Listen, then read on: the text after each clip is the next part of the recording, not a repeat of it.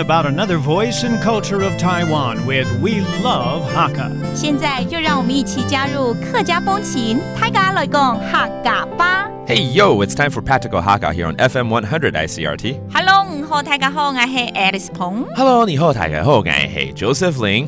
Now we're in the month of December.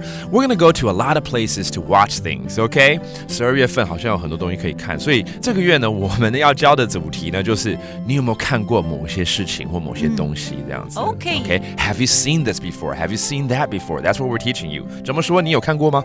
是看過冇？是看過冇？看過。看不是看哦。是看過冇？是看過冇？ Okay, that means have you seen something? And of course, it could be yes or no. 是 yes.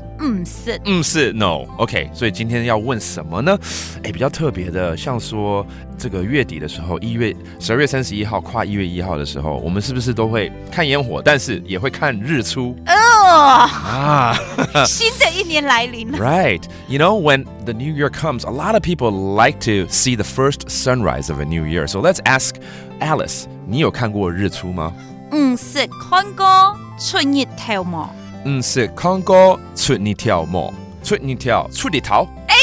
对，那天最好不要下雨了哈。对呀，只看到云而已。对。那海陆腔日出，出日頭。出日頭 that is a different dialect for sunrise. So have you seen the sunrise before? 有吗？有看过吗？是看过。是啊，你没看过啊？因为有一次本来要去看，可是睡太晚了。对，那都一定要3、4点就要准备好了。6点起来已经太晚了。对啊。All right, so Alice has never seen it, but it's very beautiful. 真的很漂亮哎。很漂亮怎么说？东江。Okay, that means very beautiful, especially it's the first day of a new year.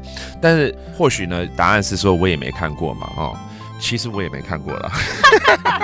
但我知道很漂亮。我教你这一句话，我一定要教你。好，怎么说？我没唔是看过。我没唔是看过 That means I haven't seen it either. And that's the case with me too. So we have to go see it together. 我们要一起去看了，好不好？好，共下來去。共下來去 That means let's go together, right? Yeah. Let's review these terms. Sunrise, 日出。出日頭 And then very beautiful, 漂亮。東江一起去。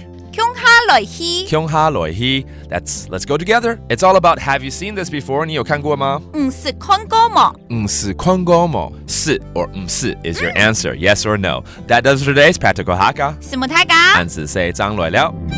客家風情由客家委員會監製。 We Love Hakka has been brought to you by the Hakka Affairs Council.